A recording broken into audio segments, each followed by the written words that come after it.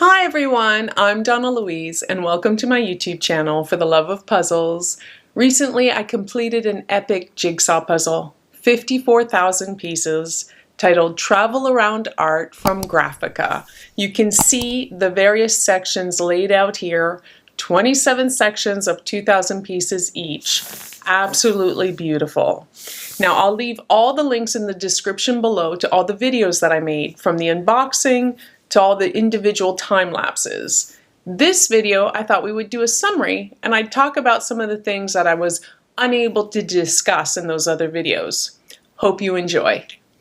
The jigsaw puzzle depicts over 50 works of art with about 20 different frames around them. I thought I'd start by talking about some of the things I absolutely really loved or enjoyed about the jigsaw puzzle, and maybe a few things that I would change. First of all, I love that it came, not necessarily that it was a suitcase, but that it was a hard case. The packaging was very well thought out because this is quite heavy. So having a suitcase with wheels meant that it was easily movable and it didn't fall apart. I recently received a 42,000 piece jigsaw puzzle, which is quite heavy, and I've already ripped the cardboard box. So I appreciate that they put thought and effort into the packaging of this large, heavy jigsaw puzzle. Now, on top of that, I love all the reference material that came with it. It included this panoramic poster, although maybe small on detail, gave you a very good overview of the jigsaw puzzle and the various sections. Absolutely loved it, and I used it in every video. On top of that, each section came with its own poster that you could use as reference to build the jigsaw puzzles. Now, sometimes I was wondering whether or not the posters might be a bit too small, but in the end, I felt they were, on average, very usable, good size, not too big, not too small, and I obviously was able to complete all the sections. But on top of that, I love that they numbered each one as well. So you could clearly determine which section this was for. So this was section 9, very beautiful and colorful section, one of my favorites. So I have here the 27 reference posters. But on top of doing all that, they also included one big reference poster right here. This poster outlines all the sections numbered with a little image of the section, as well as the name of the paintings, the artists, and the year that they were painted. This was very handy for my voiceover work. I used it all the time, very helpful. So I'm very, very pleased that they included all this reference material with the jigsaw puzzle. On top of all the reference material, the bags were perfectly labeled. That was so handy. If you're trying to figure out which section you're working on and you start with 27 bags, if they weren't labeled properly, who knows what you were doing. So each bag had a label that had a little picture of the section, the number, the list of the painting names, the artists, and the date they were painted. That was very handy as well. You could not mix up the bags. They were so well labeled. So I absolutely loved all those things about this jigsaw puzzle. As for the jigsaw puzzle itself, I love that it came in what I've come to refer to as 4 different types of sections. There were the along the floor sections, the bookshelf sections, sections with just one large painting, and sections with 2 or more paintings. I just felt that if I was overwhelmed doing a section that had one large painting, I knew I could pick the next section to be something completely different, like an along the floor or a bookshelf. There was a lot of variety. So I didn't feel ever bored. I always was excited as to what section I was going to do next. I felt there was a good variety, that the sections didn't feel repetitive, and I really, really enjoyed that. Now, as to some things that I might change, the first 3 things all kind of relate to one similar, same matter, the beige background pieces. I just wish that the sections that had a lot of beige background pieces instead would have had some ornate detail, look at this section, it's beautiful, and I didn't feel that the detail in the background detracted you from the paintings themselves. So I wish the sections would have had more beige background detail, because that would have affected the next issue. There were a lot of standard two-prong pieces. When I was working on the paintings or the wall, molding or the other items included in the paint and the jigsaw puzzle, it didn't really matter that there were a lot of two-prong standard pieces. But those beige background pieces, when you have a lot of them, 100, 200 beige background pieces, and there's a lot of two-prong standard pieces, it just became very time-consuming, and it wasn't all that enjoyable. It's not that it's difficult, it's time-consuming. But if they would have had more background detail in those sections, it would have gone a lot quicker and been a lot more enjoyable. The next thing, also relating to most likely too many beige background pieces, was that I noticed I encountered a lot of false fits along the edges of the jigsaw puzzles. And because the edges are mostly always beige pieces, I couldn't really determine where the pieces went exactly. In fact, I have a feeling I have a lot of false fits along the edges, and I'll only be able to figure that out once I try to assemble the pieces, the sections, next to one another. In all my videos that I've done so far, just to not wear on the prongs, I've simply overlapped the sections taking the photos, whereas when I come to do the full display, I will interlock the pieces, and I have a feeling I'm going to encounter a few false fits, and I can easily sort them out at the time. I don't think it will be a big deal, but if there would have been more detail in those beige background pieces, I would have known where they went. I wouldn't encounter these false fits. So in summary, those three issues are basically, I wish there would have been less beige background pieces. I wish there would have been more detail as this section shows. I think that would have been nice, very lovely. Perhaps one more comment of something else I would have done differently was that some artists, their paintings appeared multiple times. Perhaps it would have been nice to have more artists used in the jigsaw puzzle. Rembrandt, Picasso, Dali, MC Escher. Instead of having the same artist appear 2, 3, 4 times, having the 50 plus different artworks from 50 plus different artists. That would have been nice. I don't know if it was a licensing issue or a cost matter, but that's just one little comment. I would have enjoyed doing artwork from those artists as well. I really enjoyed doing the voiceover work, and I learned so much about the artists, art history, things that I did not know. But often there was information more than what I could pack into the videos because I didn't have enough time. And one story I want to share with you right now is about Franz Marc. Yes, right here, this is his painting. It's entitled Landscape with House, Dog, and Cattle. It's from 1914.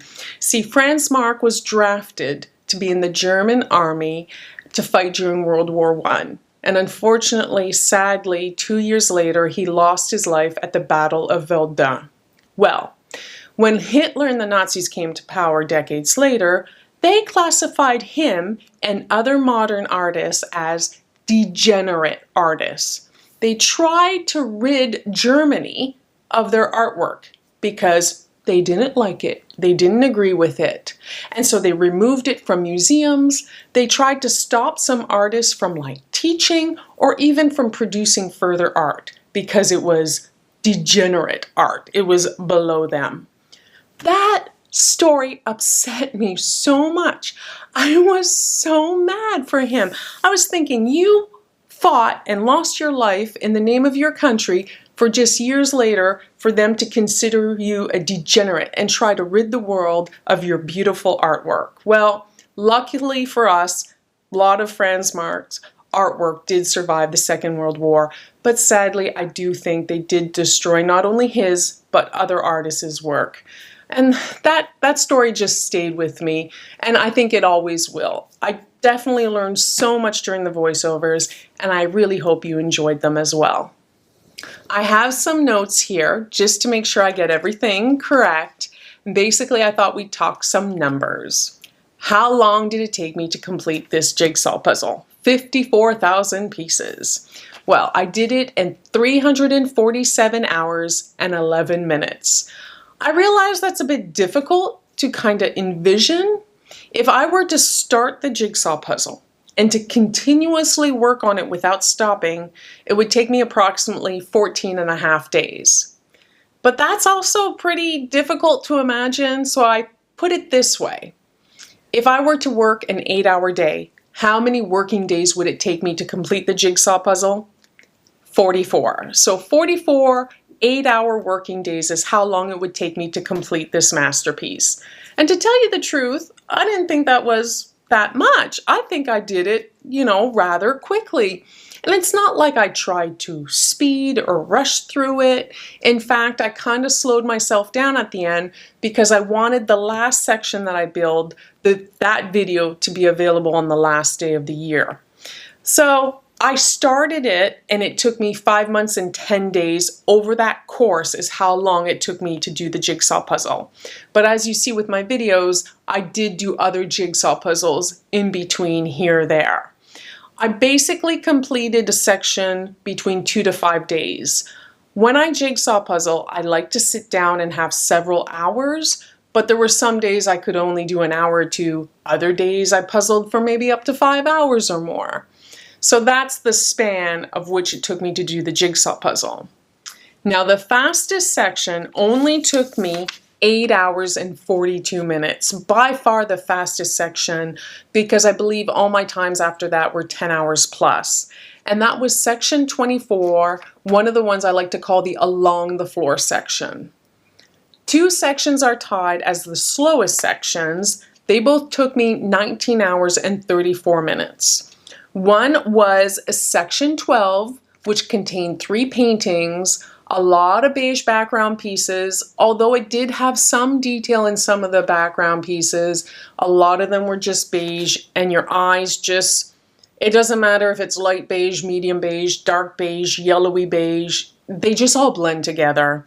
So I think that did not help on the time for that section, as well as it had the Leonardo da Vinci, what was it called? La Scapliegata or something like that. Sorry, I've probably mispronounced it.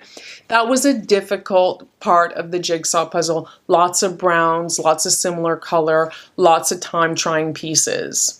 The other section that tied to be the slowest was section 13, which was just one big, large jigsaw puzzle. It was Liberty Leading the People. I believe that's what it was called. And that jigsaw puzzle was tricky. It was very brushstroke and painterly, and it had a lot of dark colors. Often in the videos and post-processing, I try to brighten things up for you all. In fact, most of the sections of the jigsaw puzzle, I only sort by piece shape once it got to those beige background pieces.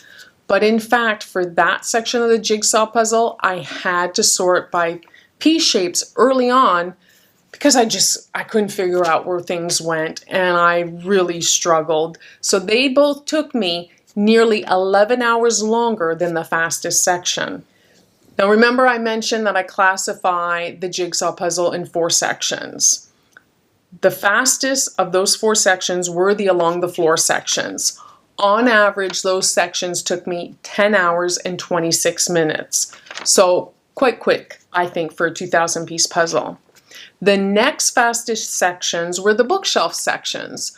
12 hours and 16 minutes on average. There were 4 bookshelf sections.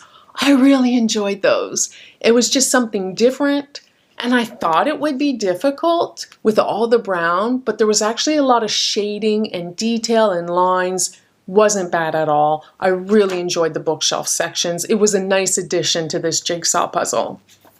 Then the third fastest sections were the sections that had 2 or more paintings, and on average they took me 13 hours and 35 minutes to do. And then finally, the sections that just had 1 large painting, those on average took me 14 hours and 38 minutes to do. And I would have thought that maybe the 1 large paintings would have been quicker, but those frames got tricky. very quickly when they got big and so much detail and pieces could go in multiple places. So overall, if I just took an average, a section took me approximately 13 hours to do. If I took the 347 hours and 11 minutes divided by the 27 sections, it's approximately 13 hours per section, which I don't think is that bad at all. I did not challenge myself to try to complete one section in one actual physical day, but I think I could have at least done one or two. But I just wanted to spread it out and enjoy it. So those are my times. That's how long it took me to complete this jigsaw puzzle. Now, did I have a favorite section of the jigsaw puzzle? No, but I did have favorite paintings. All the bright, colorful, geometric ones I loved. Just like this one from Franz Marc and this section here with these two paintings, absolutely loved them. I also really enjoyed all the Bruegel paintings. They just had so much story and narrative. They were a real joy to build. So it's not that I had a favorite section, but those two types of paintings definitely stood out to me and were such a joy to build. Did you have a favorite painting or a favorite section? Let me know in the comments below. So in summary, I absolutely loved doing this jigsaw puzzle. I loved every minute, every piece. It was a true joy. And if you were thinking of purchasing it, this is not sponsored or affiliated, you would not be disappointed. And in fact, I paid just under $1,000 New Zealand for this jigsaw puzzle. That's with delivery all the way from France to here. And when I do the average per 1,000 pieces, that's really good because we spend a lot of money on jigsaw puzzles here in New Zealand. I absolutely loved it. I already showed in my last video what my next big epic jigsaw puzzle will be, the 42,000 piece Ejica Around the World jigsaw puzzle. I can't wait to do it. It'll be very similar to this video style, building the jigsaw puzzle voiceovers, and in that one we'll talk about the monuments and the buildings. It's going to be lots of fun, so I hope you stick around and watch those videos. I would love to be involved in designing an epic large jigsaw puzzle. I think it would be very colorful and bright and geometric and just so much fun. But I'm no artist. So I absolutely love doing this jigsaw puzzle because it made me so happy. And it actually made me appreciate art in general, like original art. And I think the next time I go to a museum, instead of just rushing through and okay, I've seen it, I would stand and appreciate it a lot more. And I hope you learned a thing or two from all the voiceovers. I hope you enjoyed this series. And yeah, there's more videos to come. I'm going to do full time lapses now. That'll be coming up next soon. And I just want to know, leave your comments below. Would you like more voiceover information during the full jigsaw puzzle time lapse, or perhaps just some quiet music in the background? Thank you so much for watching. I really appreciate it. For the love of puzzles, I hope you enjoy my videos. Please consider subscribing. And until next time, ciao!